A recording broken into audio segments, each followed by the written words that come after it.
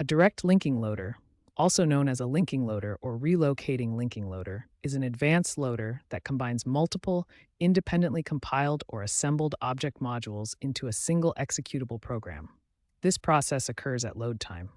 Direct linking loaders enable separate compilation of modules, promoting modular programming. In essence, it bridges the gap between compiled code and executable programs by resolving external references. To understand how this works, consider the flowchart showing how compiled modules are linked and loaded into memory. This process is similar to dynamic linking flows, where source programs are translated, linked, and loaded. Direct linking loaders perform several critical functions to prepare programs for execution. Let's examine each one in detail. First, allocation assigns load addresses to each module based on a starting address provided by the operating system. This determines where each program segment will reside in memory. Next, linking resolves cross-references between modules by building a global symbol table that connects symbols defined in one module with references in another. Relocation modifies addresses within the code to reflect their actual locations in memory, accounting for where modules are placed during allocation. Loading copies the modified machine code from secondary storage into the allocated memory locations, preparing the program for execution. Finally, initiation transfers control to the program's starting address, beginning the actual execution of the loaded program. Each object module in a DLL system follows a specific format with several record types that organize the module's information. The header record, marked with H, contains essential information about the module, including the program name, start address, and length. The define record, also called External Symbol Dictionary, or ESD, lists symbols that are defined in this module and can be referenced by other modules. The refer record, or external references, lists symbols that are referenced in this module but defined in other modules. Text records, marked with T, contain the actual object code along with modification information for relocation and linking. Finally, the end record specifies the entry point address where execution should begin. Direct linking loader uses a two-pass design for efficiency.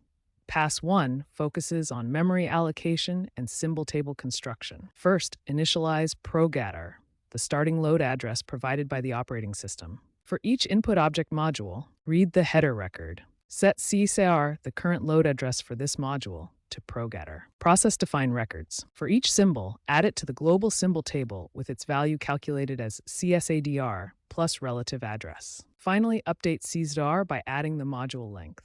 The global symbol table is then saved for use in Pass 2. Pass 2 begins by resetting the current segment address, CSADR, back to the program address, progar. This ensures we start loading from the correct base address. For each module, we read the text records, which contain the machine instructions and modification information. This follows the structured process shown in the assembler flowchart.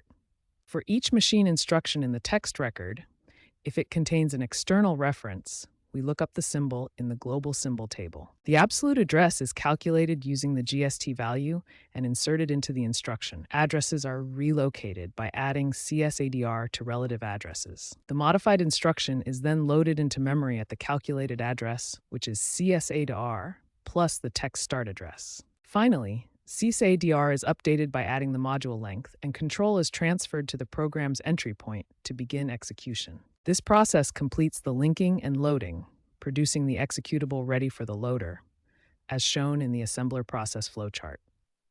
Module A serves as the main program in our example. It consists of several structured records that define its components and requirements. The header record, hproga 0000000030, identifies the module name as proga, with a starting address of 00000 and a length of 0003U. This record provides the basic information needed for loading the module. The define record, dlista 0000, declares that this module defines a symbol called lista at relative address 00000. This allows other modules to reference lista. The refer record, rlistb, indicates that this module references an external symbol called listb, which is defined in another module. The loader will need to resolve this reference during linking. The text records contain the actual machine code instructions to be executed.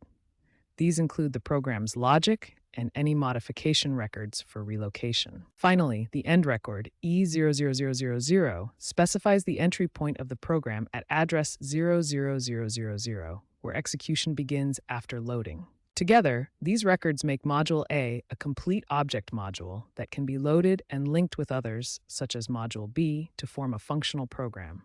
Now, consider Module B as the subroutine. It starts with a header record H prog B 00000000020, indicating the program name, starting address, and length. The define record D list B 0001 shows that list B is defined at relative address 000010 within this module.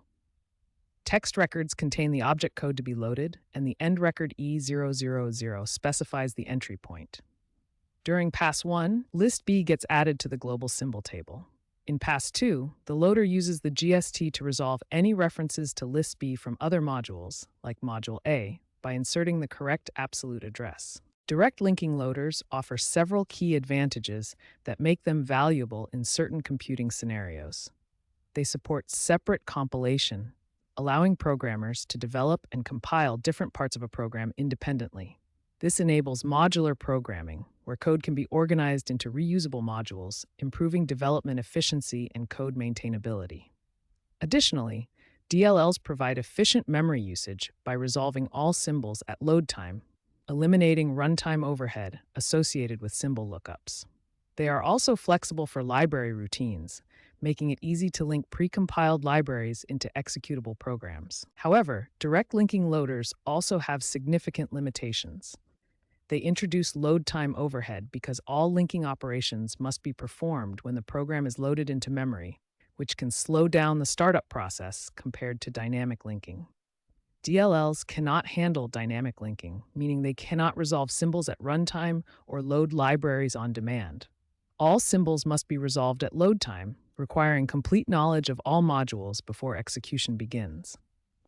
Additionally, object files can be larger due to the inclusion of external symbol dictionary and external reference records needed for linking. While modern systems often use dynamic linking for its flexibility in updating libraries without recompiling, the direct linking approach remains fundamental to understanding program loading mechanisms. It is widely used in static linking scenarios, particularly in embedded systems and performance-critical applications where the predictability and efficiency of load time resolution are preferred over runtime flexibility.